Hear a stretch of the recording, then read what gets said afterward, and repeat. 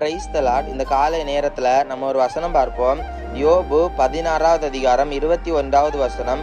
ஒரு மனுபுத்திரன் தன் சிநேகிதனுக்காக வழக்காடுகிறது போல தேவனோடு மனுஷனுக்காக வழக்காடுகிறவர் ஒருவர் உண்டானால் நலமாயிருக்கும்.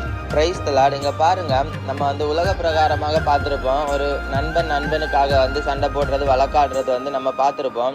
இங்கே பாருங்க, யோபு அவங்க கேட்டிருக்காங்க, எனக்காக ஒருவர் வழக்காடினால் நலமாக இருக்கும் என்று கேட்டிருக்கேன். ஏன்னா யோபுடைய வாழ்க்கையில் எல்லா இழந்த நிலைமையில இருக்கிற பொழுது, அவர் கலங்கின அந்த நேரத்தில் இருக்கிற பொழுது, எனக்காக ஒருவர் தேவனோடு வழக்காடினால் நலமாக இருக்கும் என்று இந்த வசனத்தின் மூலமாக கேட்டிருப்பாங்க.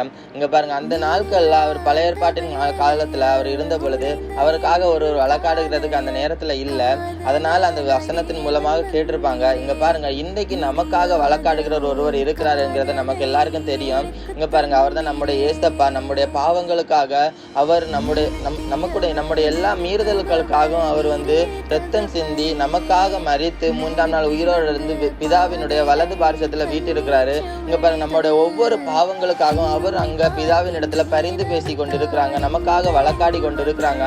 இதை உணர்ந்தவர்களாக இருந்து நம்ம இங்க பாருங்க, நம்ம செய்கிற பாவத்தை எல்லாவற்றையும் உணர்ந்து இனிமே இந்த பாவத்தை செய்யாதபடி மனம் திரும்பி ஏசப்பாவிடத்துல மனம் திரும்பி போகிறதற்கான ஒரு வழியை பார்ப்போம். இங்க பாருங்க, இனிமேலும் நம்ம இங்க பாருங்க, நம்மளுடைய பாவத்துக்கு என்ன தெரியுமா சம்பளம்? ஒரே ஒரு சம்பளம் தான். நம்முடைய பாவத்துக்கு மரணம் மாத்திரம்தான். அந்த மரணம் இதுவரைக்கும் நமக்கு வராம இருக்கிறதுக்கு காரணமே நம்முடைய ஏசப்பா ஒருவர் மாத்திரம்தான். இங்க பாருங்க, இனிமேலும் நீங்க மனம் திரும்பாம பாவத்தை செய்து கொண்டு திரும்ப அந்த பாவத்தை செய்து கொண்டு இருந்தீங்கன்னா, இங்க பாருங்க, ஏசப்பா சொல்றாங்க, உங்களுடைய பாவம் பூரணமாகிற பொழுது நியாய தீர்ப்பு நிச்சயம் என்கிறத ஏசப்பா இன்றைக்கு வெளிப்படுத்துறாங்க.